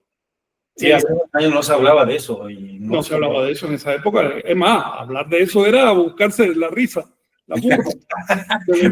bueno, sí, exactamente. Está bastante burla allá en la ENA. No podía hablar de ciertos temas.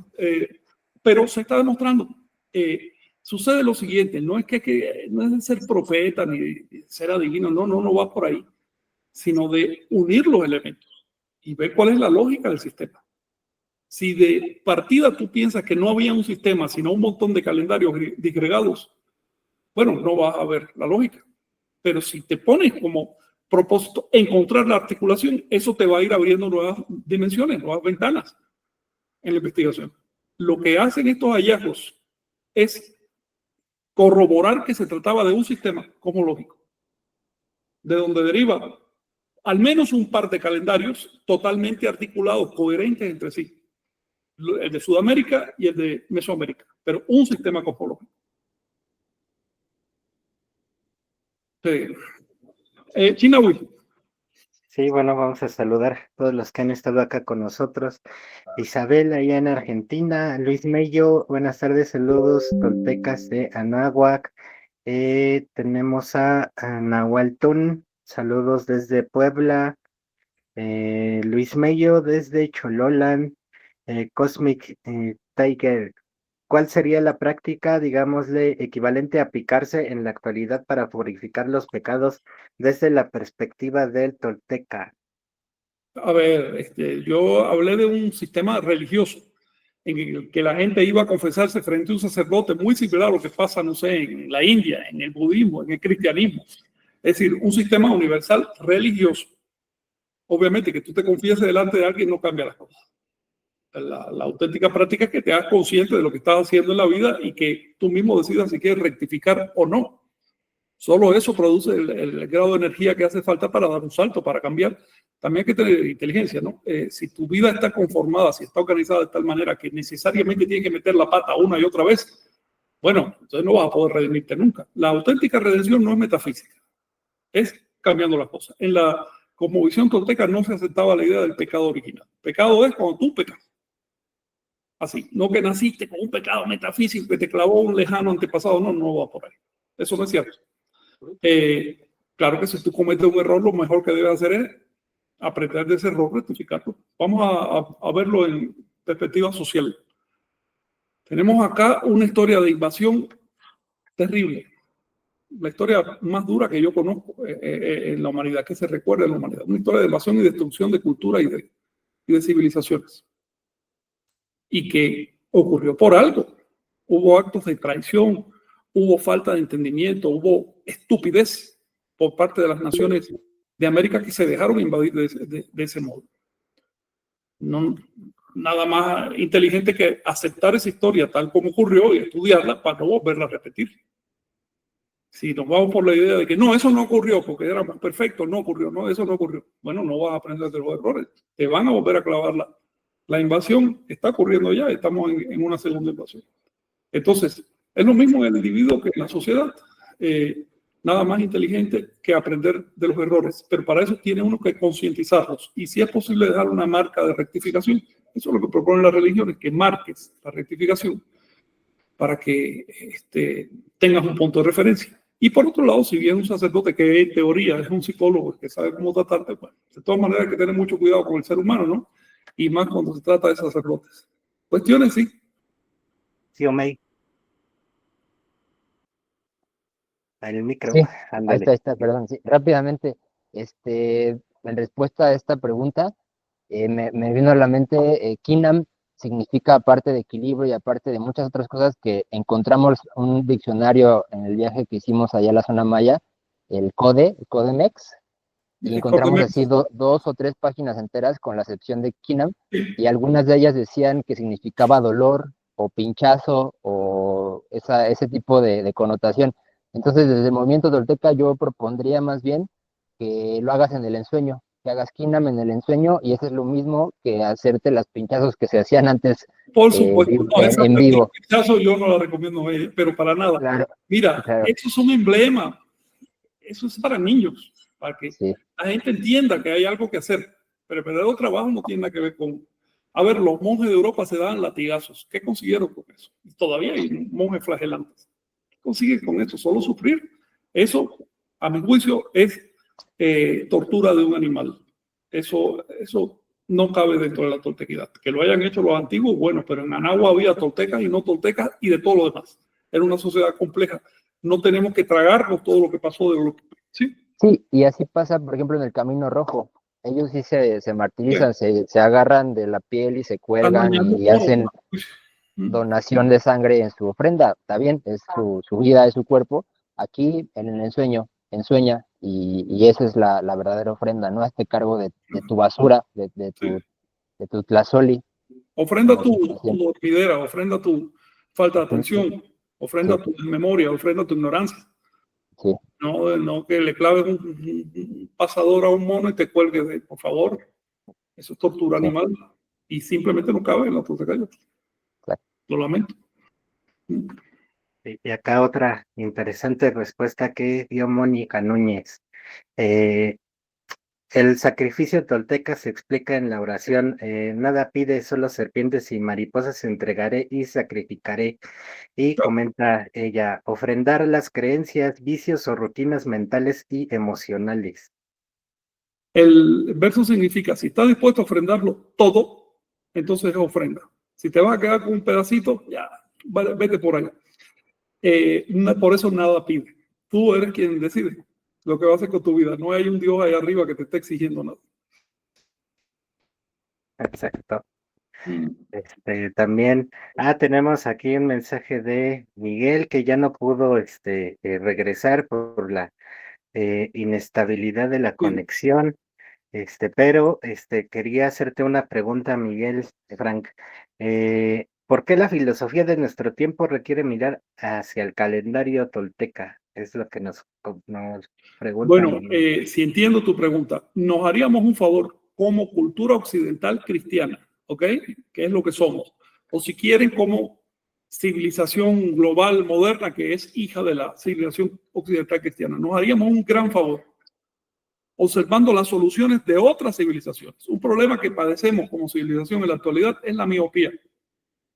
No nos damos cuenta de que otros llegaron a soluciones.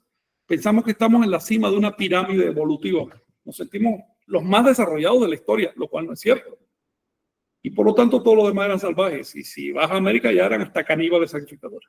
A ver, la historia fue muy diferente. No estamos encima de nada. Hubo civilizaciones que nos excedieron en algunos aspectos. Por ejemplo, en psicología nos excedió ampliamente la civilización del agua. En otros aspectos, la China. A ver, en creatividad nosotros no nos podemos comparar con los antiguos chinos. Y así, ¿no? Entonces, para empezar, es una cosa de inteligencia observar lo que hicieron los demás y observarlo con la mente limpia, sin prejuicios, para aprender. En el caso de Anáhuac, estamos enfrentando hoy unos ciertos problemas que no teníamos hasta hace que será 2 siglos, un siglo. Las comunicaciones han apretado el planeta de tal manera que hoy cualquiera puede ir en horas al otro lado del mundo y comunicarse en fracción de segundos, literalmente. Por lo tanto, no es casualidad que se esté imponiendo una sola civilización en el orden global y que las civilizaciones locales se queden marginadas como cosas de museo o curiosidades, ¿no? Pero en realidad, en todas partes de la Tierra se impone hoy una civilización. Una civilización significa que estamos aislados. Aislados. Y las civilizaciones aisladas empiezan a acumular ciertos problemas. ¿Cómo sabemos esto? Al estudiar las civilizaciones de América que acumularon esos problemas. ¿Cuáles son los problemas que surgen cuando tú no tienes un rival en la frontera contra el cual combatir? Primero baja la guardia.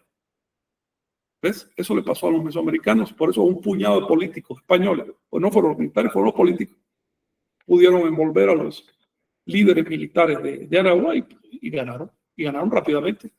Nos está pasando lo mismo hoy. Si surgiera, sea en la Tierra o si viniera de otro lado, un grupo de gente suficientemente inteligente como para calibrar esa debilidad de la civilización global actual, estaríamos pagándole tributo por siglos. ¿Ok? Agarraría a todos los líderes de la Tierra y se los metería en un bolsillo sin que se dieran siquiera cuenta esos líderes. Entonces, es cosa de sentido común estudiar modelos que nos precedieron. También porque hay valores espirituales, culturales, literarios, artísticos, que no deben morir. Porque las civilizaciones de América representan miles de años de esfuerzo evolutivo de una tercera parte de la humanidad. Y eso no debe desaparecer. Por otro lado, el aislamiento no solo tiene un lado negativo, también tiene un lado positivo. Y es que para sobrevivir las civilizaciones de América tuvieron que ordenarse, tuvieron que ser coherentes, armónicas. Eso tenemos que aprender.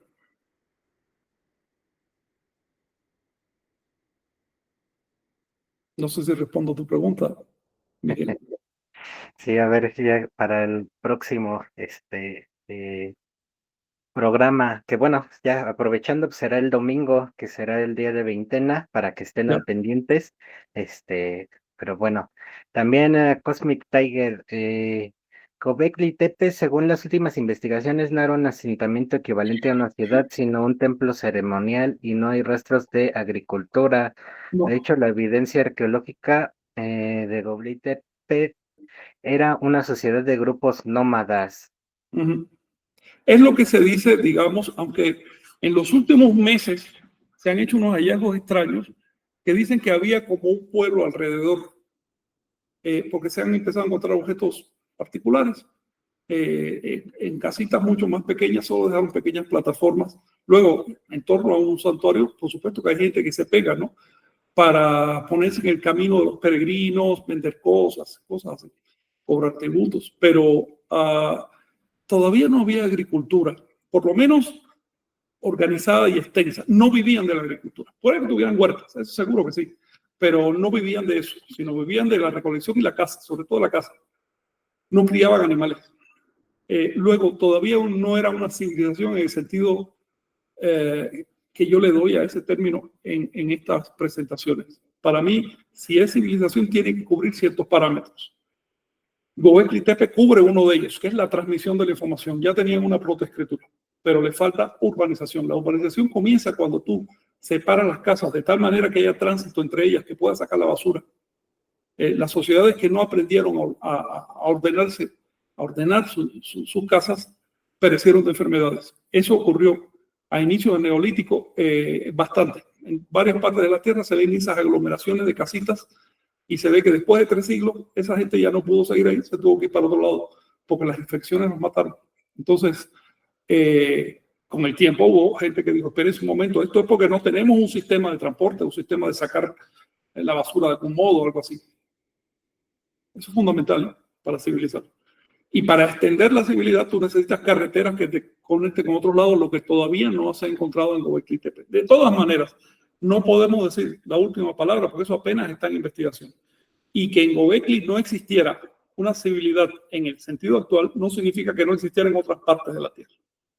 Ahí tenemos algo en la isla de Java, una pirámide que ha aparecido, cuyos cimientos se ubican por lo menos hace 20.000 años. Parece probado esto.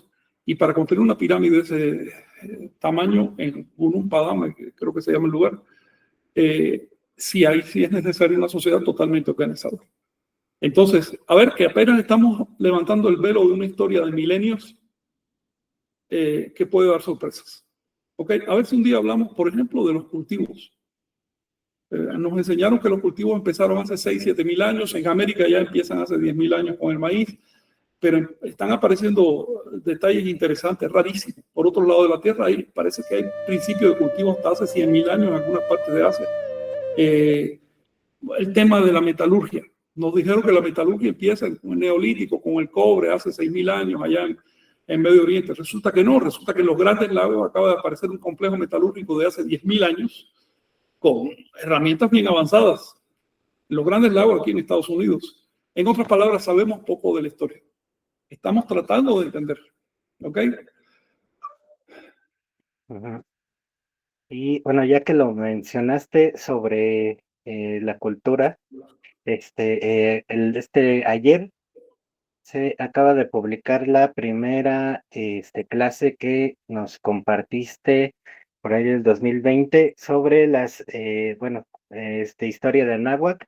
Esta fue la primera clase, hasta aquí lo van a ver. Ok, ya está.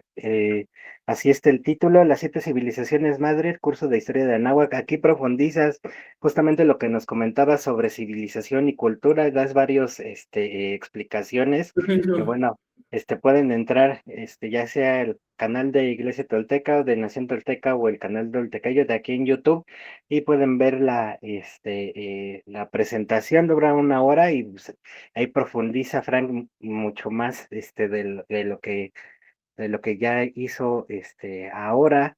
Y bueno, pues también vamos ya que estoy compartiendo pantalla, antes de finalizar y pasar a los últimos comentarios, ya es sábado 27 o mes, si pudieras compartir si todavía se pueden registrar a este evento. Sí, sí, todavía hay unos cuantos lugares, ya quedaban pocos, pero pues sí, todavía tienen oportunidad de mandar mensaje ahí a la imagen. Pueden buscarlo en la página de Escuela Tolteca, ahí está la imagen también subida, por si no recuerdan dónde está la imagen. Y sí, todavía hay espacio. Ojalá puedan acompañarnos por allá, va a estar bueno. El sábado 27 a las 9:30 empiezan a llegar las personas en Amealco, Querétaro, 27 de septiembre, sábado. Gracias, hombre. Kinam y una charla sobre principios cosmogónicos del México antiguo.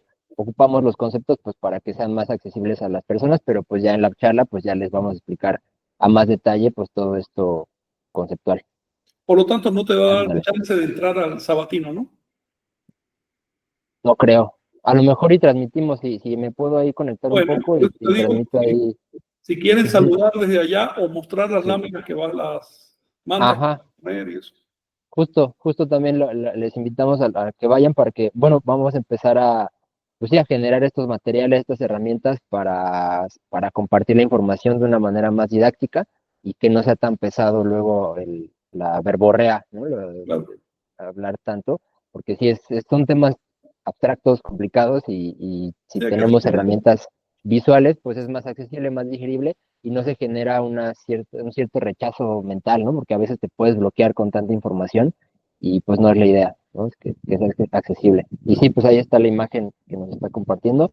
Va a haber Toltequidad, Kinam y Tianquisco, ¿no? Al final del evento, pues vamos a compartir ahí alimentos, vamos a llevar algunos productos y retas de Patoli. También vamos a hacer unas retas de Patoli con Moy, con Jenny, que ellos traen más ese proyecto en boga. Gracias. Sí. Muy bien, perfecto. Y bueno, también nos saluda Sarkan, que son Mecuautli, María Luisa Piñón. Desde mi perspectiva de la toltequidad, la idea sería responsabilidad y conciencia. Entonces comprenderemos que no hay pecado, es causa y efecto. Mira, si una persona deliberadamente daña a los demás, a sí mismo, a la naturaleza, eso en español se le llama pecado. Esas cosas ocurren. No confundir lo que debe ser con lo que es. Claro, no debería ocurrir, pero ocurre. Y es necesario tenerlo en cuenta. Las cárceles están llenas de pecadores. Decir que no existe una realidad porque no nos gusta es condenarse a sufrir esa realidad. Nosotros mismos como individuos, por buenos que tratemos de ser, por responsables que tratemos de ser, nacimos cagando y nacimos odiando a otros. Poco a poco aprendimos. Eso todavía no era pecado, eso era natural. Pero si tú sigues cagando y jodiendo a los demás ya después de ser un viejo, a ver, ¿cómo le vamos a llamar a eso? Eso ocurre y hay que aceptarlo. Tenemos que mirarnos en ese espejo. Por eso los anahuacas desarrollaron una institución tan fuerte como esas deidades de comedoras de inmundicias y como la confesión. La confesión no es de origen cristiano. La confesión aparece en todas las religiones de la tierra, notablemente, es decir, con mucho énfasis, en la de náhuatl. De hecho, se conserva un libro sagrado en lengua náhuatl dedicado a ese tema, enteramente, y no tiene ninguna influencia cristiana, porque de hecho se basa en conceptos totalmente anahuacas. En otras palabras, que uno no sea pecador de nacimiento no quiere decir que no pueda convertirse uno en un degenerado, ¿no? Entonces, hay que estar atentos y hay que observar que detrás del ser humano bonito, que hay un mono que está dispuesto a comerse a otro mono si tiene hambre, ¿ok? Esa es la naturaleza real. No debemos rechazar nuestro origen. Y también hay que tener en cuenta que entre el ser humano que queremos ser y el mono hay un montón de capas y de costras y de cosas que están con nosotros. ¿Cómo entendemos este asunto de que si pecado o si no pecado? Ensoñando. Cuando ensueñas, tú tomas control de tu subconsciente y entonces ves todo lo que tu subconsciente te recomiendo, estómago duro, estómago templado, porque si te metes en tu subconsciente te vas a asustar. De hecho, en los primeros años el ensueño produce pavor, espanto, porque está uno viendo la cantidad de podredumbre que dentro del ámbito del trasorteo. Pero aceptar las cosas es el principio, es el requisito para trascender. Si tú dices, no, no estoy enfermo, no tengo, bueno, nunca te vas a curar. Y al curarte tienes que aceptar que estás enfermo. A ver, sacando lo ontológico y sacando lo metafísico, no, cuando te digo, si yo estoy agripado, no quiere decir que sea el agripado. No. Estoy agripado en este momento y me puedo quitar ese problema. Sí, bueno, también como esa palabra igual como secuestrada, ¿no? Por el Por el cristianismo. cristianismo, Sí. que, bueno, podemos ver, por ejemplo, Castaneda usaba ese término, de impecabilidad, que a Sí. veces se confunde justamente con el no tener pecados, ¿no? Pero en el sentido en que lo manejaba, pues era distinto, Carlos usa una palabra derivada de pecado. Cuando dices impecable, está diciendo que no tiene pecado. Y no tiene pecado no porque naciera sin pecado. La impecabilidad de Castaneda es producto de un gran trabajo, del esfuerzo por ser impecable. Por lo tanto, si tú te estás esforzando por ser impecable, significa que tú eres pecable. Luego tienes pecado. Eso es dentro de la doctrina de Castaneda. Podríamos cambiar esa palabra si es irritante, si es que ya lo usan los cristianos, y si los cristianos usan una palabra y yo no la puedo usar. Podríamos. Dime otra palabra que signifique una conducta deliberadamente dañina. Y la vamos a usar. como, exacto, iglesia, pues, este, Sí, bueno, es que algún día platiquemos de eso. Es un tema para Omeya. Cómo la religión cristiana ha secuestrado un conjunto de palabras que terminamos así, que no podemos mirar a los lados porque tenemos miedo que nos confundan con los cristianos. Por favor, la religión cristiana es reciente en la historia humana. Adquirió toda su doctrina y todas sus costumbres de otras religiones y de otras cosmovisiones. La cosmovisión del agua es anterior. No porque las cosas se parezcan significa que todo deriva del cristianismo. Eso hay que tenerlo muy en cuenta.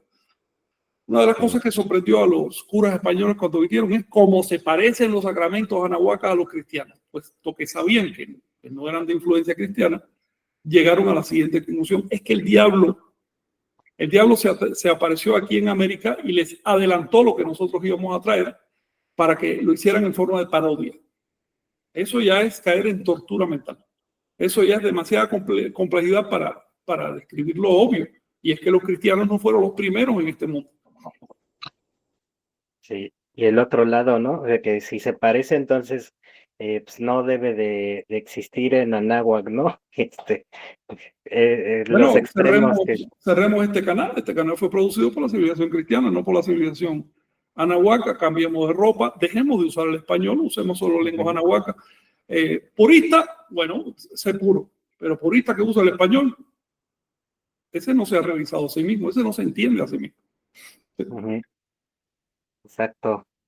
Bueno, también seguimos con Mónica Núñez. Las autolesiones generan un efecto anestésico para paliar un dolor emocional traumático oculto, pero no resuelve. No resuelve el problema. ¿Te parece que ya hiciste algo? Según tu finura, según tu delicadeza, así ese algo puede ser una cosa sutil o algo tan brutal como dañar al mono, ¿no? Te da la sensación, es efecto placebo. Tener la sensación no quiere decir que haya solucionado nada. La solución requiere trabajo, requiere ahondamiento, requiere meditar, hacer experimentos y decidirse a cambios reales.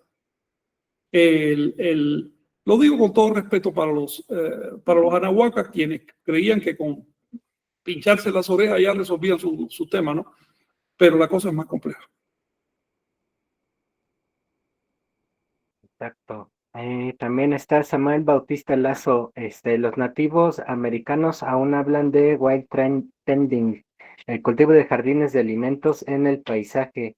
Si bien no parece agricultura tipo monocultivo, es un grado de producción de alimentos eficiente y armonioso. Lo mismo con el cuidado de grandes manadas de ciervos y elks que se Sí, manejaban y administraban minuciosamente hasta sí. que transformaron gran parte del paisaje nativoamericano, Anáhuac del Norte. Algo a tomar en cuenta, si van a estudiar historia, es que estas definiciones que nos hicieron de que son cultivadores con cría de animales, pero antes eran recolectores, no es tan así. Durante 100.000 años parece que hubo tipos de agricultura que no fueron tan extensas o tan intensivas como la actual, porque se compensaba con la gran cantidad de animales de caza que había. Y por otro lado, todavía hoy hay comunidades en la tierra que, si bien no crían directamente al animal dentro de un cercado, sí toman medidas para que ese grupo de animales no se vaya de cierta zona, o por lo menos saben muy bien cuándo va a estar ahí en cierto momento. Eso es una forma de cría, de cultivo pecuario, ¿no? Vaya que las cosas que nos han enseñado en la escuela son demasiado esquemáticas y no reflejan la realidad.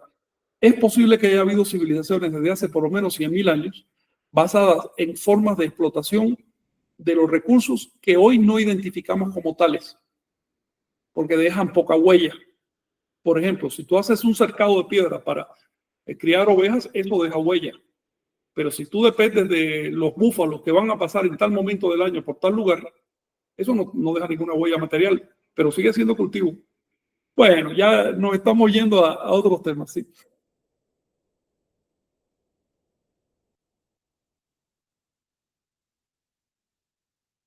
No, Chinagüe, no te escuchamos. Perdón, ya había desactivado el micrófono. Ya para cerrar, la última, María Luisa Piñón, me gustaría preguntar si tienen un horario fijo para estas transmisiones, ya que usualmente la campanita de aviso suena unos minutos antes y es un poco difícil estar al tanto. Si pueden compartir la hora. Y bueno, cada vez que transmitimos es a las 11 de la Ciudad de México, en ese horario. No sé, bueno, en Argentina son 3 horas de diferencia, serían las 2. También depende en qué parte estás, pero bueno, con eso te puedes guiar. Y pues, los programas son cada inicio de trecena, cada inicio de veintena. Y bueno, pues, los sábados también fijo, es en el mismo horario, las 3. Y es nada más, brevemente, si nos pudieran compartir por qué elegimos estas fechas que digamos, en esta rutina, en la que estamos metida del calendario gregoriano, parece que no tiene sentido, ¿no? Si nos pudieran compartir un poco. Oye, al calendario gregoriano ya le estamos dando los sábados. Esa es Sí. una rutina semanal muy clara de entender. También hay que hacer algo por el calendario de Anagua. Y a mí me parece que las trecenas son elementales y las veintenas también. Sí, a mí mismo me crea problemas. Respecto al horario, yo no sé si tú pones alguna marca a partir de las 11, porque ocurre que con frecuencia hay problemas técnicos. Es más, estamos ya al aire y todavía tenemos problemas técnicos. Nosotros no tenemos buenos equipos. Estamos haciendo lo que se puede, ¿no? Ni buenas conexiones. Entonces, no quiero justificar, tenemos que aprender a estar a tiempo, pero también tengan en cuenta que sí, pasa, pero a cada rato, que estamos ya al aire y todavía no se oye el micrófono, cosas así. De manera que, en teoría es a las 11. Si se pudiera asignar y colgar una señal a las 11, una música, una imagen o algo que diga programa a punto de empezar, eso sería bueno.